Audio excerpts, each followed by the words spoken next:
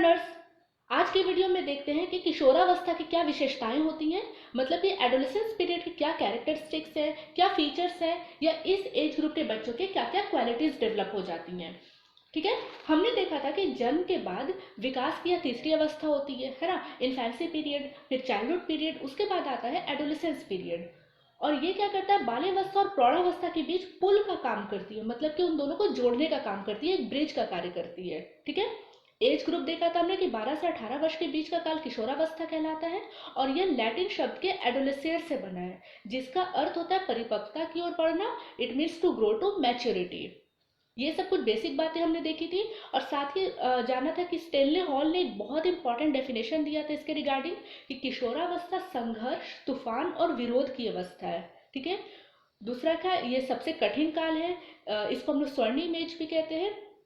और अगर एक शब्द में डिफाइन किया जाए तो किशोरावस्था एक परिवर्तन है, जो कि शारीरिक, सामाजिक, मनोवैज्ञानिक, इट मीन्स हर एस्पेक्ट में होता है, हर स्टेज में इसका डेवलपमेंट होता है। तो ये सब कुछ बेसिक बातें थे, जिसका मैंने प्लेलिस्ट बना रखा है। अगर आप लोगों को वो वीडियो नहीं देखी है तो प्लीज़ पहले जाके उसको देख लो। और अब हम लोग बढ़ते हैं इसकी विशेषताओं की तरफ। चलो वीडियो को स्टार्ट करते हैं। देखो, सबसे पहला फीचर क्या है, शैशवावस्था की पुनरावृत्ति, मतलब कि इन्फेंसी पीरियड रिपीट होता है। रॉस एक मनोवैज्ञानिक है, उन्होंने इस अवस्था को शैशवावस्था की पुनरावृत्ति कहा है। ठीक है। रिपीटिशन ऑफ इन्फेंसी पीरियड, जैसे उस स्टेज में क्या होता था, बच्चों में संवेगात्मक अस्थिरता होती है, मतलब कि बच्चे सोशली हो गए या इमोशनली बिल्कुल ही इनएक्टिव होते थे, है ना। और साथ ही साथ समाज में समायोजन करने में कठिनाई होती थी। तो सेम वैसे ही इस एज में भी, किशोरावस्था में भी बच्चे क्या होते हैं, संवेगात्मक अस्थिर होते हैं, अनस्टेबल होते हैं। और साथ ही साथ समाज में तालमेल करने में उनमें कठिनाई होती है, या फिर उन्हें बहुत ही मुश्किल होती है। नेक्स्ट क्या है, परिवर्तनों की अवस्था है। इस स्टेज में उनके जो चेंजिंग्स होते रहती, फ्लक्चुएशन होते रहते हैं।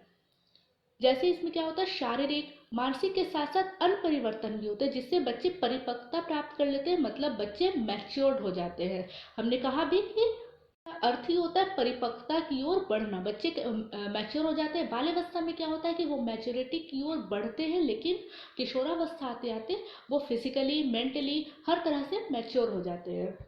नेक्स्ट क्या है, संक्रांति काल, यानी कि पीरियड ऑफ ट्रांजिशन। देखो, ये बाल्यावस्था को प्रौढ़ावस्था से जोड़ने वाला काल है। हमने अभी जाना कि ये एक पुल का या ब्रिज का कार्य करता है, दोनों को जोड़ता है।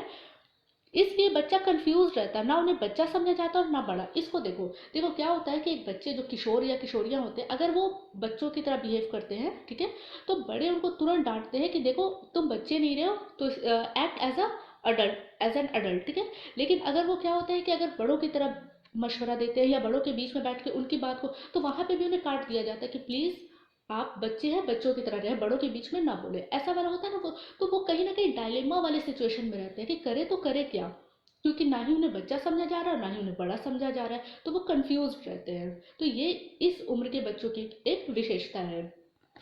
नेक्स्ट है संवेगों में जटिलता, मतलब कि अभी हमने जाना कि इमोशनली वो अनस्टेबल होते हैं, कॉम्प्लेक्सिटी होती है वहाँ पे। बच्चों को अच्छे बुरे की ज़्यादा समझ नहीं होती है, उन्हें इससे कोई मतलब नहीं, बस खुद के बारे में सोचते हैं। हम अच्छे, मेरी सोच अच्छी, आई एम दी बेस्ट, वो वाली फीलिंग इनमें डेवलप होती है। नेक्स्ट क्या, आत्म केंद्रित की भावना। देखो, ये बच्चे की बहुत बड़ी, मतलब क्या बोलते हैं, विशेषता बोल लो या फिर बहुत बड़ी क्वालिटीज होती है। वो सेल्फ सेंटर्ड होते हैं, आई एम दी बेस्ट, वो वाली फीलिंग होती है। बच्चे बस खुद पर फोकस करते हैं, उस अपने आप को अच्छा दिखाने के लिए सजते हैं, संवरते हैं, है ना। वो किसी ना किसी एक्टर एक्ट्रेस को फॉलो करते हैं, उनके जैसा बनना चाहते हैं। तो ये सब इस स्टेज के बच्चों के एक कॉमन फीचर्स होता है। नेक्स्ट पॉइंट क्या है, व्यवहार में भिन्नताएं, यानी डिफरेंस इन देयर बिहेवियर्स। देखो, उनके बिहेवियर क्या होते हैं, मूड स्विंग्स होते हैं, टाइम टू टाइम चेंज होते हैं, जैसा सिचुएशन वैसा वो रिएक्ट करते हैं। कभी कभी तो वो बहुत ज़्यादा उत्साहित हो जाते हैं, तो कभी कभी एकदम ही डिमोटिवेट, उत्साह की कमी हो जाती है उनमें। कभी कभी बहुत एक्टिव हो गए, तो कभी कभी एकदम ही काहिल, मतलब कोई काम को तो बहुत जल्दी कर देंगे, है ना, उत्साह में आके बहुत तेज़ी से करेंगे। और कभी कभी सब कुछ सामने पड़ा हुआ है लेकिन उनमें इंटरेस्ट ही नहीं दिखाएंगे। तो ये सब क्या होता है, उनमें कहीं ना कहीं चेंजिंग आते रहती है उनके मूड को लेकर। और कभी कभी जोश में आके तो असंभव कार्य, जो मतलब सोचा भी नहीं जा सकता, वैसा काम को बहुत ही आराम से कर देते हैं। ठीक है। तो ये सब उनमें एक गुण है, एक क्वालिटीज है। नेक्स्ट पॉइंट है घनिष्ठ मित्रता। देखो इस स्टेज के बच्चे एक बहुत ही ट्रू फ्रेंडशिप जोन में जाते हैं। देखो बाल्यावस्था में भी बच्चे फ्रेंडशिप करते हैं बट उनका क्या ग्रुप बहुत बड़ा होता है, लेकिन यहाँ पे दायरा थोड़ा छोटा होता है। फ्रेंड्स वो सबके साथ होते हैं, है ना। बहुत सारे लोग होते हैं, लेकिन एक या दो बस बेस्ट फ्रेंड बनाते हैं जिनसे वो अपनी प्रॉब्लम शेयर करते हैं, उनसे सॉल्यूशन लेते हैं और उनको ही मतलब फॉलो करते हैं, है ना। उन लोगों की सोच, उन लोगों की सारी मतलब एक्टिविटीज़ भी कहीं ना कहीं टैली करती है। तो ये सब इस एज के बच्चों के लिए कॉमन फैक्टर होता है।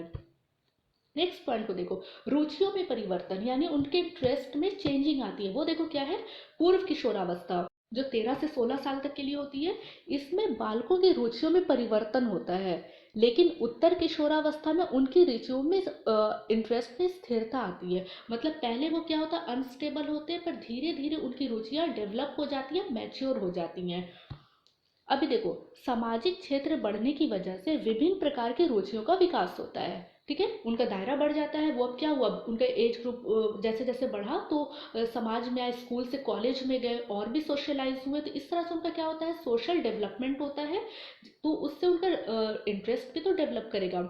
वो कैसे है वो देख लो, शारीरिक रूप से आकर्षित बनने के लिए खुद को सजाते हैं, संवारते हैं। अभी हमने देखा किसी मॉडल्स को या किसी हीरो हीरोइंस को या किसी और भी सेलिब्रिटीज़ को वो फॉलो करते हैं, उनके जैसा दिखने के लिए उनको कॉपी करते हैं ना, उनके जैसा लुक।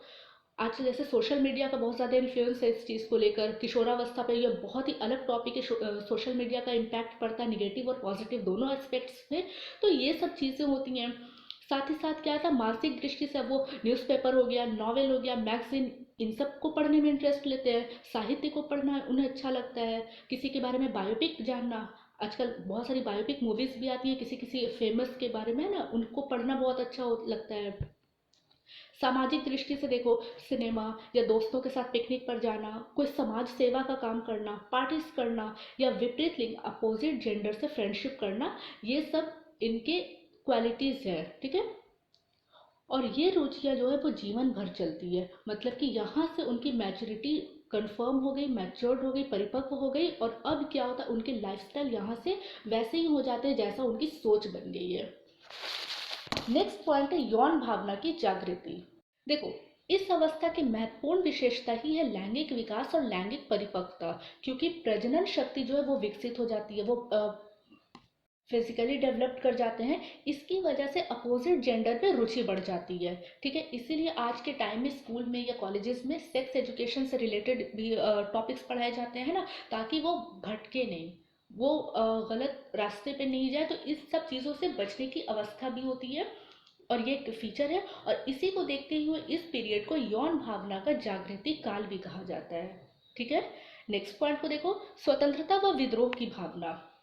देखो इस एज के बच्चे एकदम ही फ्री लाइफस्टाइल चाहते हैं, फ्रीडम चाहते हैं। बड़ों के आदेश या समाज का कोई अगर नियम है, कोई परंपरा है, रीति रिवाज है या अंधविश्वास है, इसका विरोध करते हैं।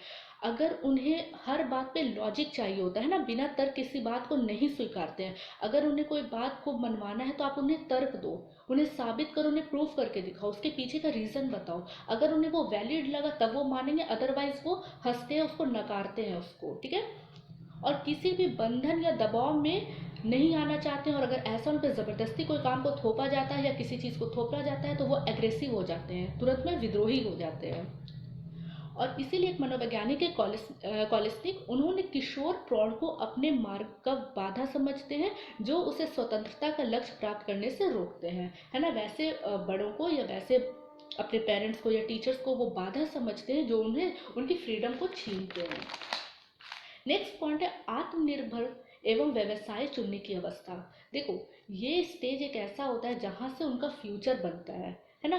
तो यहाँ पे बच्चे सेल्फ डिपेंडेंट होना चाहते हैं, वो अपना रोजगार खुद चुनने का आज़ादी चाहते हैं, और वो चुनते हैं, उस फील्ड में वो वर्क करते हैं, वो लोगों से मशवरा लेते हैं, अपने सीनियर्स को देखते हैं, या फिर सोशल साइट से, या फिर अपने पेरेंट्स से, या अपने फ्रेंड सर्किल में वो इस चीज़ को क्या करते हैं, डिस्कस करते हैं कि फ्यूचर में क्या बनना है, कौन सा रोज़गार अपनाना है। इसको लेके वो बहुत ज़्यादा वरीड होते हैं। और अगर उन्हें मनचाहा लाइफस्टाइल या मनचाहा रोज़गार मिला तब तो बहुत अच्छी बात, और नहीं तो वो डिप्रेस भी हो जाते हैं, कभी कभी तो सुसाइड कर लेते हैं ना, ऐसा भी कदम स्टेप उठा लेते हैं वो लोग। और अपराध की ओर भी बढ़ जाते हैं, है ना। बहुत सारे ऐसे बच्चे होते हैं जिन्हें उनका मनचाहा रोजगार नहीं मिलता है या उनको वैसी चीज़ें नहीं मिलती हैं, तो वो गलत रास्तों पर चल बैठते हैं। नेक्स्ट पॉइंट है स्वाभिमान की भावना। इस स्टेज के बच्चों में कूट कूट कर भरी होती है। दूसरों की छोटी छोटी बात को दिल से लगा लेते हैं, खुद का अपमान समझते हैं। देखो, जैसे सपोज करो कि दो से तीन, मतलब तीन फ्रेंड्स का एक ग्रुप है।